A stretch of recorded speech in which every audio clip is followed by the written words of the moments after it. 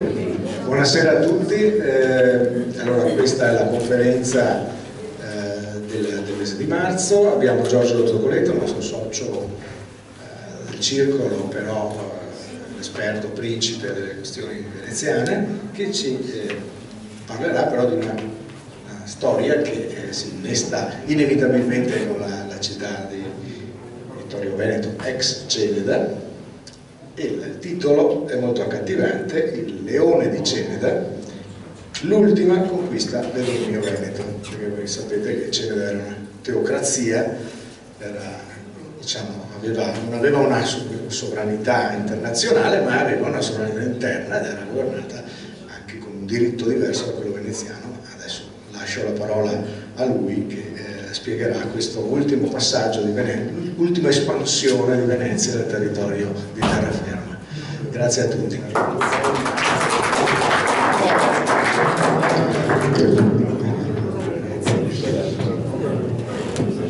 Buonasera.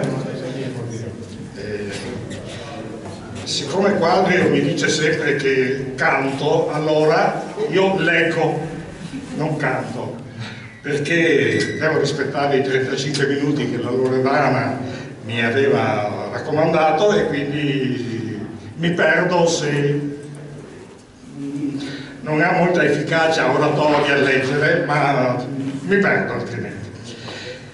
Ed entro subito nell'argomento. Venezia, regina di terra e di mare, non riuscì per secoli a conquistare Ceneda, città senza mura e senza porte.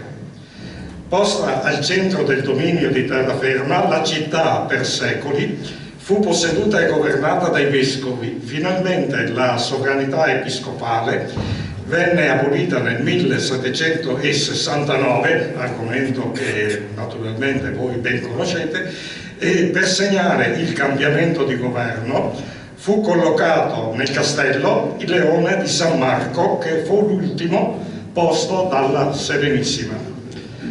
E il leone di San Marco, proprio pochi minuti fa, un amico che sa tante cose mi ha detto, e devo verificarlo, che è in pietra biancone, dico bene, biancone, oppure pietra di Nanto, no, biancone, e quindi il leone che c'è al castello è stato scolpito da Domenico Rossi, Tagliapietra, nel marzo del 1769, è costato 26 ducati ed è di lunghezza piedi 4, altezza piedi 3, spessore once 14 e pietra biancone.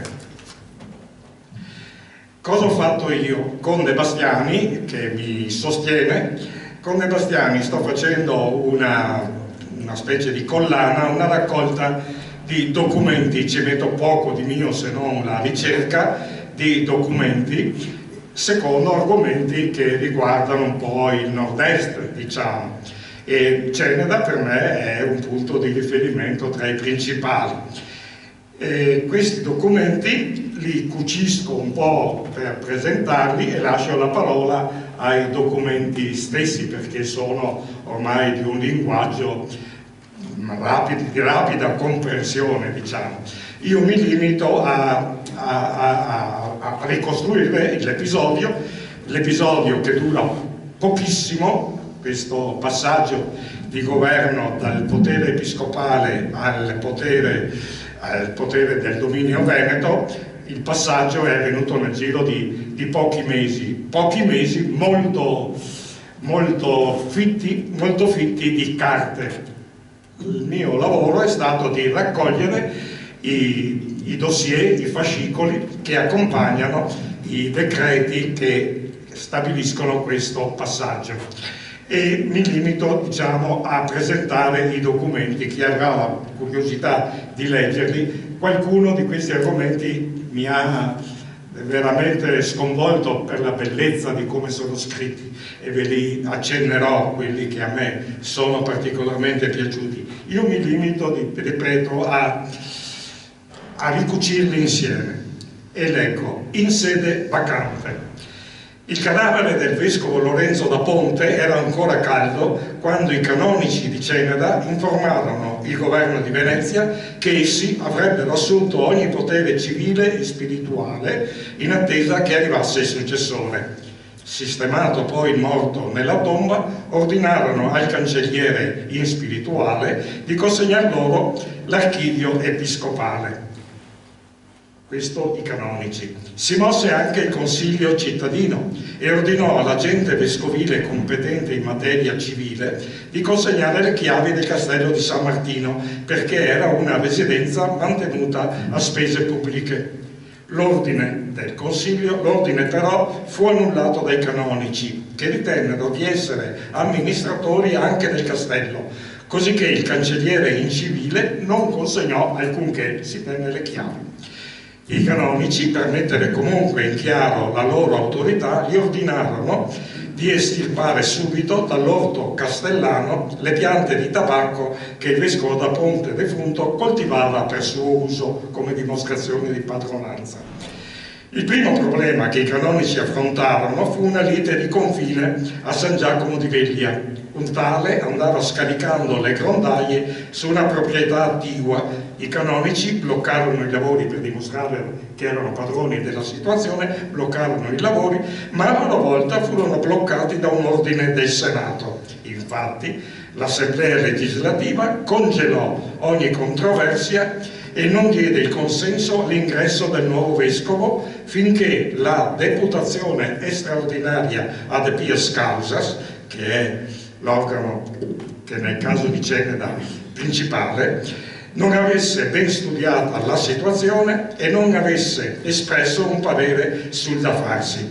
La deputazione era formata da dei figuri terribili: Antonio D'Ariva, Andrea Querini ed Alvise Vallaresso, che erano particolarmente decisi. E siamo nella imminenza della rivoluzione francese, quindi in un contesto di turbolenza notevole, e questi erano tre personaggi di punta che a loro volta coinvolsero i consultori in iure. Ceneda ha avuto, è stata entrata nelle attenzioni di Antonio D'Ariva, Andrea Querini ed Alvise Vallaresso, che era il top della politica di quei tempi. La supplica di Ceneda per lo statuto.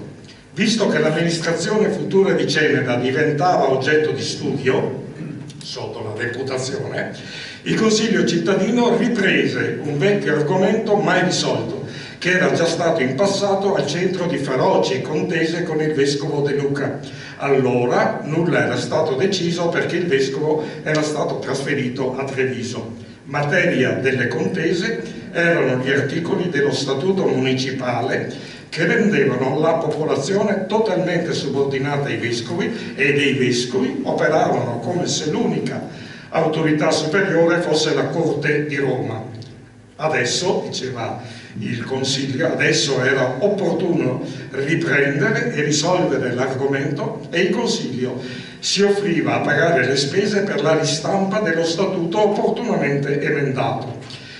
L'istanza del Consiglio fu affidata al conte Folco Lioni e dal dottor avvocato Francesco Vimena, o Vimena, non lo so mai come si pronunci, come cittadini deputati a tenere i rapporti con il governo veneziano. Se prima i 3 deputati straordinari ad pias causas sono della struttura portante della politica di Venezia in quei giorni, altrettanto emergono dalla nebbia dell'argomento Folco Lioni e Francesco Vimena, pronuncio Vimena, non lo so, Francesco Vimena, che saranno praticamente i dirimpettai dei deputati straordinari e del Senato. Il passaggio di Ceneda dal potere vescovile al potere statale si incentra su questi, per Ceneda, si incentra su Folco Lioni e Francesco Vimena. Il decreto del 13 agosto 1768. Anche i canonici si rivolsero alla deputazione ad pias causas, asserendo che a Ceneda il capitolo, in assenza del vescovo, aveva sempre esercitato la totalità dei poteri con l'elezione tramite di un vicario capitolare. Tale affermazione fu sottoposta al consultore in iure Fra Enrico dei Servi, specialista in diritto canonico, il quale dichiarò che il potere dei canonici era indubbio solamente per le materie religiose, mentre per quelle civili era subordinato il potere loro alle decisioni statali. La deputazione sviluppò i concetti del consultore e fornì al Senato una serie di osservazioni e consigli. Nonostante che le materie temporali fossero riservate al governo, in passato per Ceneda si erano fatte eccezione, delegandole in sede vacante al vicario capitolare. Era forse, dicevano la Pias Causas, era forse giunto il momento, anche per recenti leggi del Maggior Consiglio in materia ecclesiastica, di correggere tale anomalia, come pure di dar sistema una buona volta alla annosa questione della pretesa indipendenza esercitata dai vescovi sia per Ceneda che per la giurisdizione separata di Tarso. Il riordino, sempre dicevano i consultori, il riordino si poteva raggiungere con la creazione di un vice gerente governativo appositamente inviato con l'incarico di raccogliere tutti i documenti, di fare il punto sugli affari economici, di cancellare lapidi e stemmi che richiamassero il potere papale, di definire insomma i termini con cui l'autorità vescovile dovesse essere esercitata. Il Senato accolse tali suggerimenti del consultore e della Pias Causas e l'incarico fu dato a Giovanni Gaiotti, uno di Sacile, un funzionario della classe degli assessori al servizio dei provveditori soprafeudi. Egli avrebbe operato alle dipendenze dirette della deputazione, di quei tre signori della deputazione alle Pias Causas. La prima informazione del vice gerente. Gaiotti fu sollecito nell'inviare alla deputazione una prima informazione articolata in 11 punti e corredata da una serie di comunicazioni particolari. Il primo punto, che è vastissimo questa relazione, il primo punto dell'informazione prendeva in esame l'amministrazione separata di Tarso, mentre il secondo e il terzo riguardavano quella di Ceneda. In particolare Gaiotti riferiva di aver trovato una cassa sigillata che probabilmente conteneva carte segrete sul commercio del sale gestito direttamente dai vescovi. Da Ponte l'aveva lasciata sigillata per il successore. Il quarto punto della prima relazione di Gaiotti, il quarto punto era relativo alla comunità ebraica esistente in Ceneda e regolata con norme diverse da quelle del restante territorio veneto. Nel quinto punto faceva una dettagliata descrizione pietra per pietra degli immobili pubblici e nel sesto anticipava alcune notizie sugli affari economici. Seguiva nel settimo un accenno sul funzionamento della cancelleria secolare e della cancelleria spirituale, i terreni goduti in forma collettiva, i mulini, i boschi e l'uso delle acque erano gli argomenti sunteggiati nell'ottavo punto.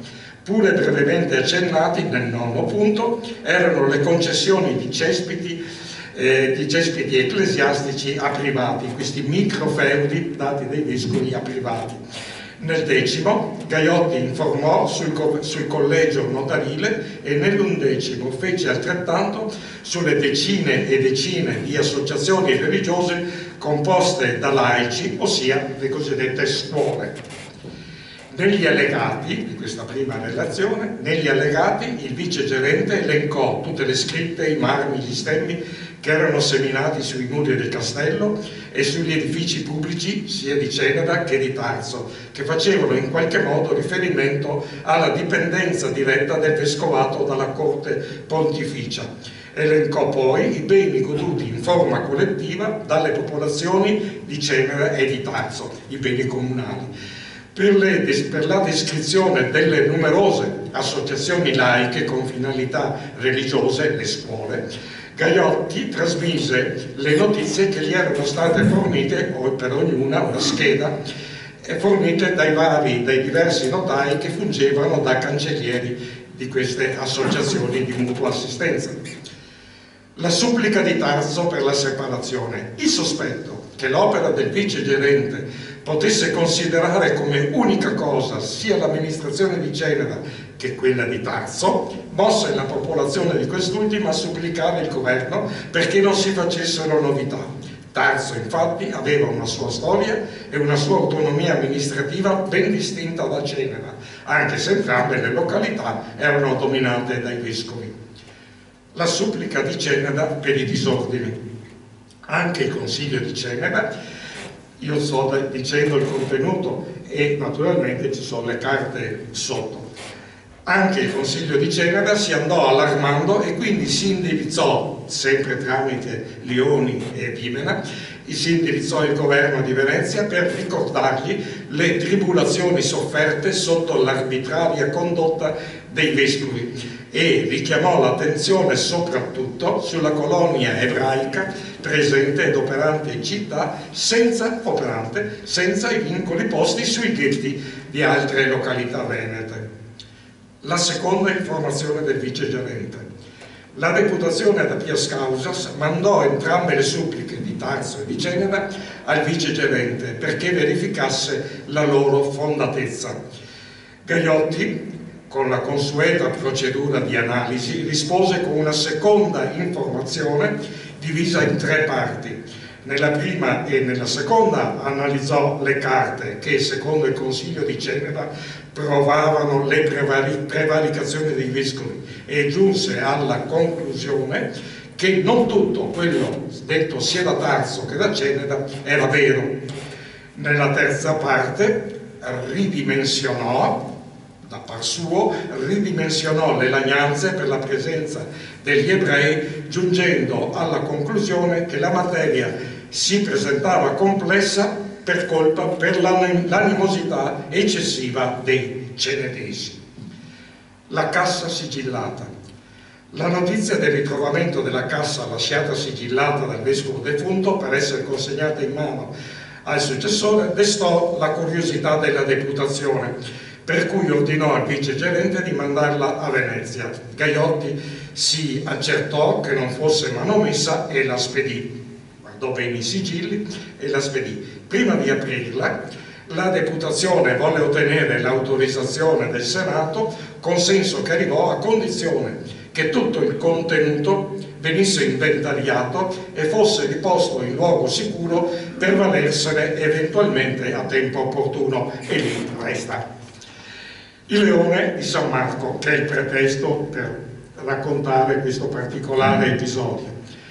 Giunto così il momento che la Repubblica aveva acquisito di fatto, non c'erano i vescovi, i canonici non c'erano, c'era Gagliotti che comandava, e aveva acquisito di fatto la giurisdizione civile di Ceneda, la deputazione, quei 3 signori, ordinò al vice gerente di rendere ben evidente il cambiamento e gli disse di porre il simbolo del potere statale, quale era il Leone di San Marco, sul simbolo del potere vescovile, quale era il castello di San Martino, ed è l'ultimo leone posto dalla Repubblica Veneta per segnare il suo dominio.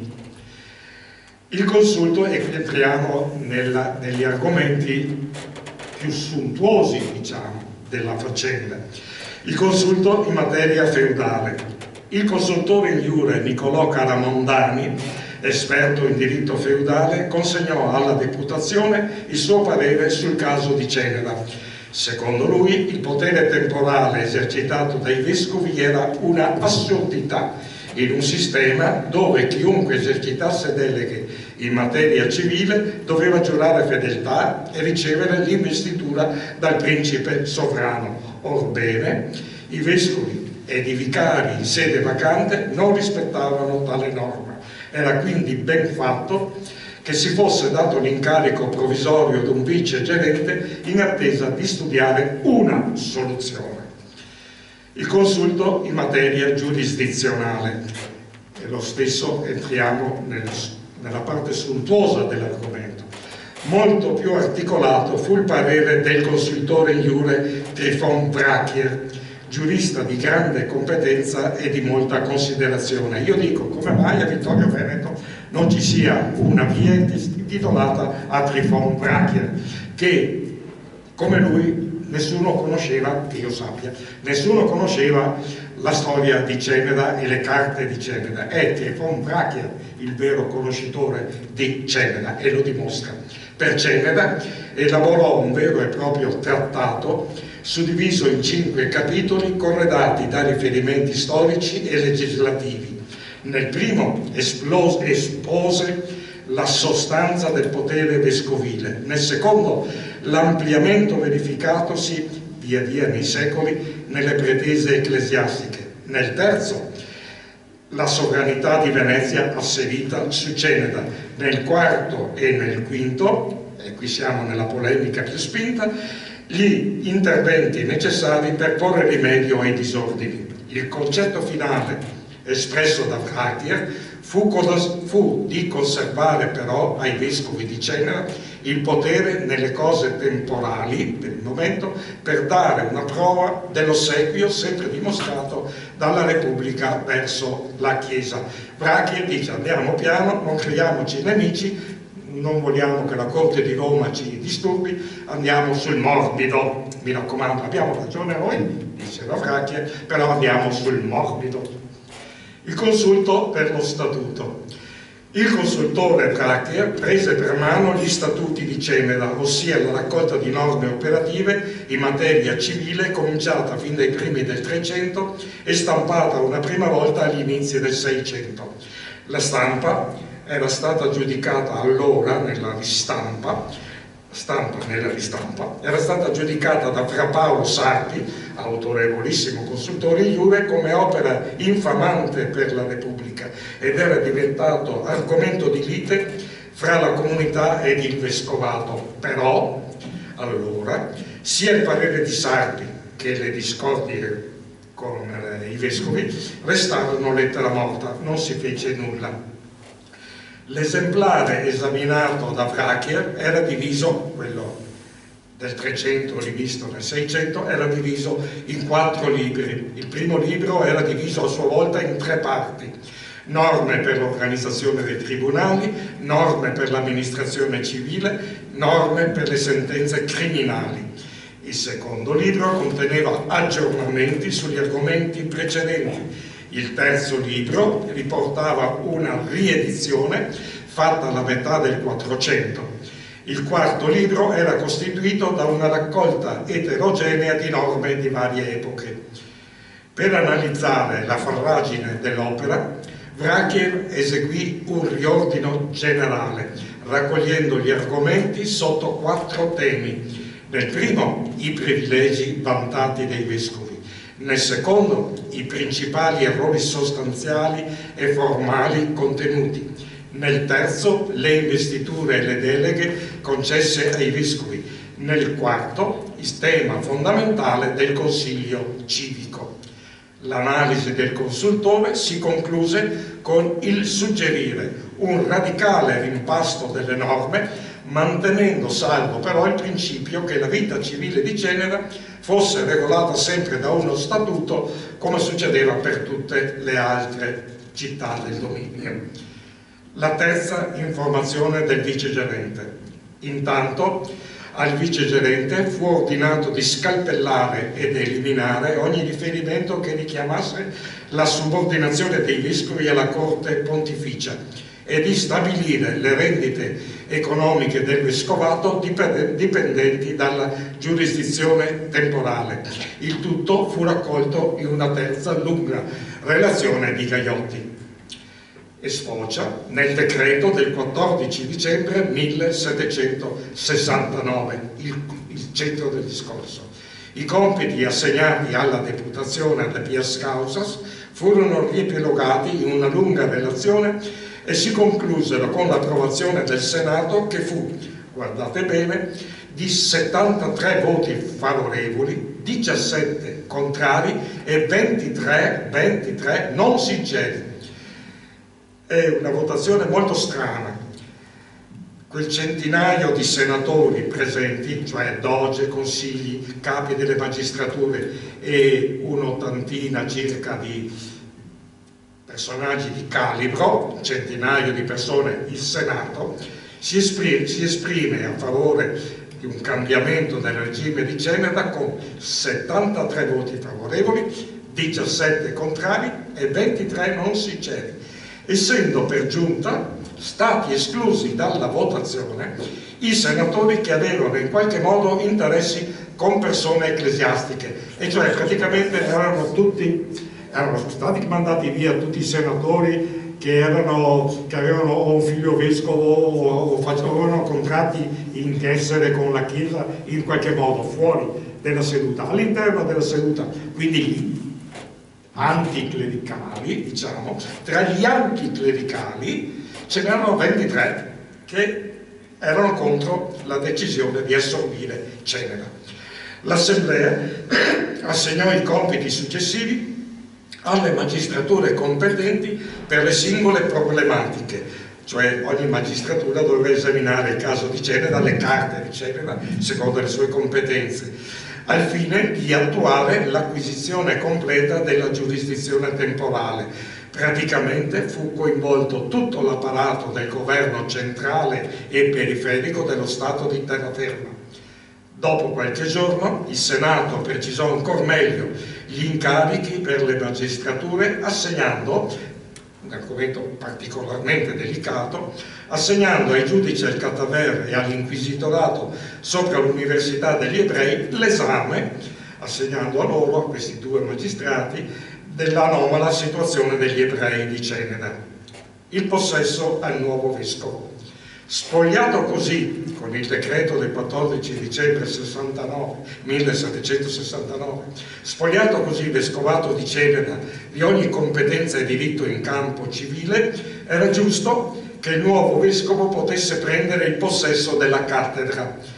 Le carte che accompagnavano la sua nomina furono esaminate dal consultore in iure Nadal delle Laste, esperto per le bolle pontificie. Ce n'era una che ordinava al vescovo di fare salvi i poteri temporali, ma si trattava di un documento redatto prima che la Repubblica modificasse la situazione, prima di questi fatti del 69, modificasse, per cui il Senato evitò, che è la linea seguita dal Senato, evitò ogni disputa e diede il possesso e le rendite economiche relative a Monsignor Gianagostino Gradenigo. La scelta di Gradenigo, che era vescovo di Chioggia, è tutta una cosa da vedere. Era vescovo soltanto di Chioggia. Il vescovato di Chioggia era di giuspatronato personale del Doge, quindi Gradenigo era vescovo di Chioggia perché il Doge lo aveva scelto per Chioggia. Prendere che la Santa Sede abbia scelto per Ceneda il nuovo vescovo, abbia preso un personaggio che andasse bene perché era scelto personalmente dal Doge per il giuspatronato del vescovato di Chioggia, era tutto in linea con la bonomia che si voleva seguire nel caso intricato di Ceneda. Gianagostino Gradenigo diventa quindi vescovo di Ceneda, viene trasferito da Chioggia. Il primo decreto del 29 settembre 1770. Il Consiglio di Ceneda, oltre che l'accorpamento, ora che l'accorpamento con il restante dominio di terraferma era stato deciso, voleva che comunque la sua antica autonomia fosse mantenuta, non voleva dipendere da altri che dal principe sovrano, né da Serravalle, né da Treviso, né da Conegliano, ma direttamente da Venezia. Il governo affidò la richiesta ai deputati della provvisione del denaro perché studiassero la soluzione, sempre tenendo distinta la sorte della comunità di Tarso. Il secondo decreto del 29 settembre 1770. Come Ceneda doveva restare indipendente da Serravalle, da Conegliano, da Treviso e solo da Venezia dipendeva, come Ceneda doveva restare indipendente, altrettanto il suo governo interno doveva essere rivisto e quindi diventava essenziale una riedizione degli statuti municipali. Il Senato affidò il compito, oltre che al solito ai consultori iure brachia, per dire che una via se la merita, anche al magistrato dei conservatori ed esecutori delle leggi Piero Gradenigo, Bertuccio Bertucci Dolfin e Sebastiano Giustiniani. Il giurista Brachia ed i magistrati scarnificarono, proprio spolparono il vecchio testo statutario con togliergli tutto quello che si riferiva al passato regime e lo implementarono, ci aggiunsero, fracando, lo implementarono con quanto in precedenza era stato deciso per Ceneda dalla Repubblica e che i vescovi non avevano mai accettato. Il decreto del 24 novembre 1770. Il testo dello statuto fu nuovamente fatto vedere alla Deputazione, che l'aveva già esaminato in precedenza, ed i deputati ancora una volta puntualizzarono ogni particolare e concordarono in tutto con i conservatori ed esecutori delle leggi. Il vino degli ebrei.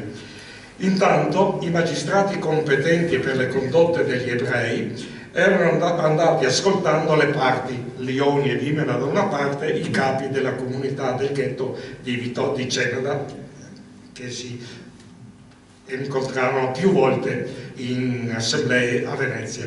Intanto i magistrati competenti per la condotta degli ebrei erano andati ascoltando le parti, presero atto di quanto riferirono i due deputati della comunità, Limena e Lioni, e da cui emerse, dimostrando a questi di aver cambiato atteggiamento. Il Consiglio nel giro di pochi mesi aveva cambiato completamente atteggiamento verso gli ebrei. Dicevano in sostanza i due che gli israeliti erano stati supplicati di portarsi a Ceneda, avevano preso alloggio dove era stato loro comandato, esigevano interessi nella loro attività in misura tollerabile, facevano commercio di grani e di vini a vantaggio della popolazione, anzi, dicevano Lioni e Vimena, sarebbe stato auspicabile che allargassero le loro attività con la fabbrica di panni per far lavorare i disoccupati, che era crisi come adesso. I magistrati riferirono al Senato le considerazioni di Vimena e Lioni e dei capi della comunità ebraica, ed il Senato decretò che gli ebrei continuassero per il futuro nella stessa maniera, a condizione però che non ne arrivassero di nuovi senza permesso e che commerciassero, a condizione che commerciassero il vino in tempi e modi tali da non dar fastidio agli agricoltori locali, i vini di riva che commerciavano. Per l'autorizzazione di fabbricare stoffe, l'argomento veniva sottoposto alle considerazioni dei 5 savi alla mercanzia, e lì è un altro filone.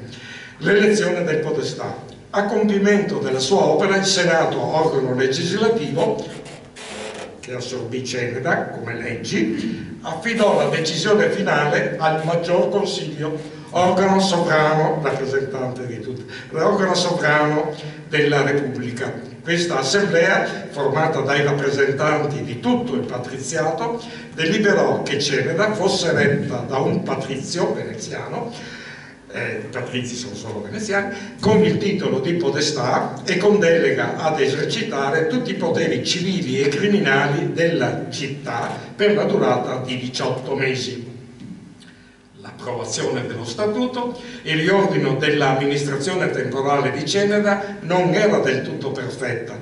Molti aspetti della vita civile dovevano essere riconsiderati, ma intanto il podestà designato poteva raggiungere la sua sede scortato dal nuovo statuto a stampa. Per evitare ritardi e soprattutto per evitare la linea seguita, per evitare ostilità nel cambiamento, il testo era stato lasciato volutamente nel latinorum curiale originario, tanto più che le norme si riferivano a questioni del tutto marginali, dopo lo spolpamento fatto da Vrachia. Gran turbamenti non dovevano succedere, perché ormai le rubriche erano incomprensibili ai più e anche a noi. Erano state mantenute ed inserite nel nuovo testo come brandelli, rattoppi, da baracche, come brandelli, rattoppi e pagine strappate dai loro contesti originali e valevano ormai solo per supportare le leggi che stabilivano il dominio della Repubblica. L'omologazione della società cenedese con quella del restante della terraferma sarebbe stata comunque rapida ed uno statuto organico, si auguravano, organico poteva quindi essere rinviato al futuro. L'ingresso del nuovo podestà. La carica di podestà fu assegnata ad un patrizio di esperienza, nota per la moderazione sempre dimostrata, quale era Emmanuel Michiel Venier, un vero democristiano.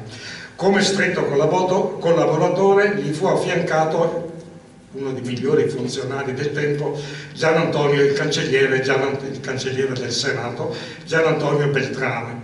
Venier prese possesso della carica accolto da tutti con molta benevolenza ed onore.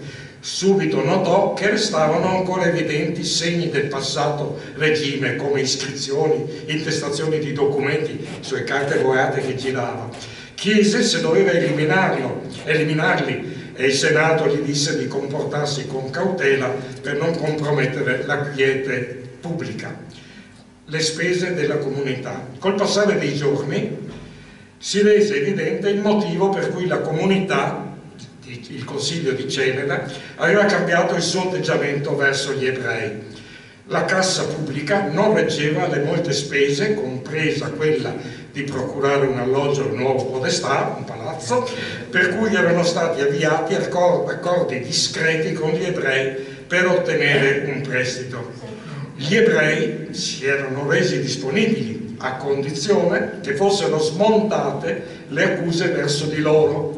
Il Consiglio ritirò le accuse e tale benevolenza fu ricambiata con un rilevante credito a tasso molto basso, credito che non verrà mai più pagato.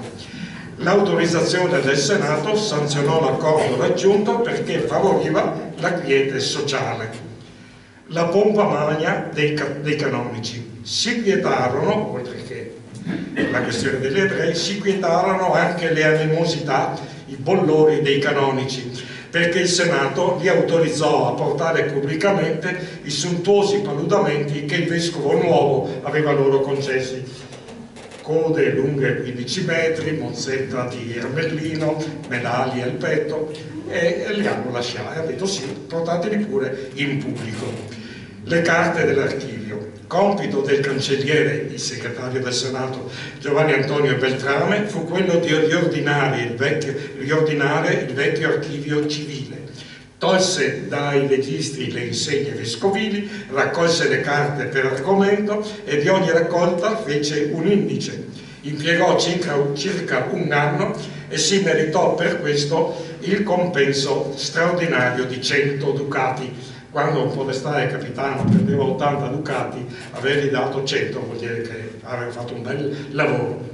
Relazione finale, salto verso la fine, relazione finale del primo podestà. Terminati i 18 mesi della carica, Venier riassunse in una lunga relazione sia lo stato di Ceneda, clima, piogge, strade, che le cose successe durante il suo mandato. Sottolineò in particolare il buon clima che si era instaurato con vescovo e canonici, a sentirlo lui, impegnati del resto nel pensiero molto più grave dei lavori in cattedrale che la stavano completando.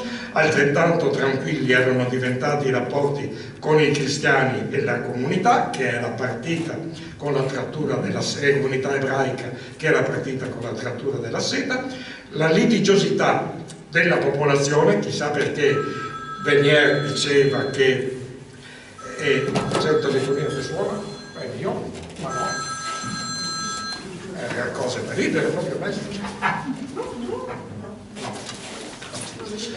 Terminati i 18 mesi della carica, Venier riassunse in una lunga relazione sia lo stato di Ceneda che le cose successe durante il suo mandato. Sottolineò in particolare il buon clima che era instaurato col vescovo. Altrettanto tranquilli erano diventati i rapporti, come dicevo. La litigiosità della popolazione era stata mitigata da Venier, e lo dice papale, con l'uso del buon senso. Io ho governato per questi 18 mesi usando il buon senso e ho lasciato da parte lo statuto.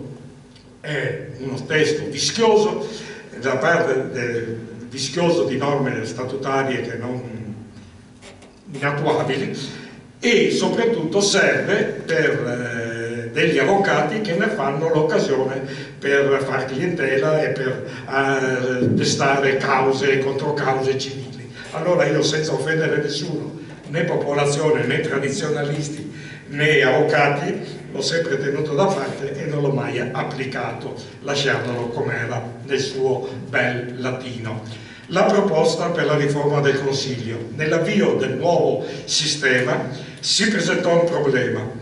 I villici che partecipavano al Consiglio civico si dimostrarono riottosi ai cambiamenti e la loro ignoranza sminuiva il prestigio dei patrizi inviati come podestà. Chi si trovava vestiti qua a pompa col parrucchino in bianco, e si trovava sti contadini che stava vicino perché era del Consiglio civico. La partecipazione dei bifolchi, come li dicono, nelle cerimonie solenni e i loro interventi sconsiderati nelle sedute del governo cittadino svilivano anche le classi dei nobili e dei popolari, che erano le altre due classi che formavano il Consiglio.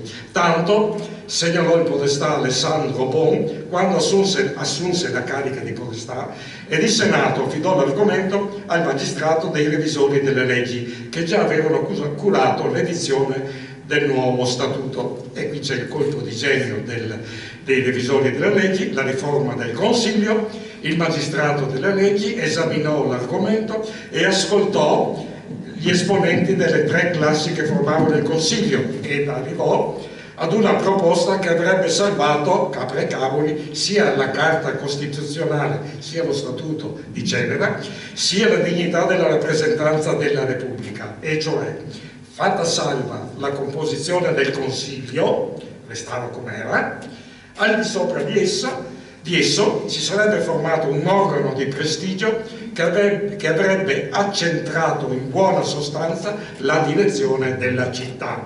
Veniva esautorato il Consiglio, restando come un involucro vuoto.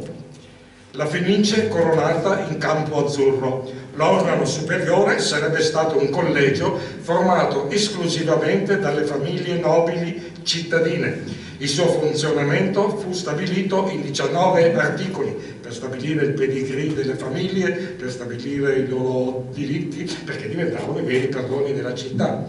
Gli fu assegnato anche un simbolo araldico, una fenice coronata in campo azzurro. Però il sistema aristocratico instaurato svanì ben presto, perché dopo appena 20 anni crollò il dominio veneto. Grazie.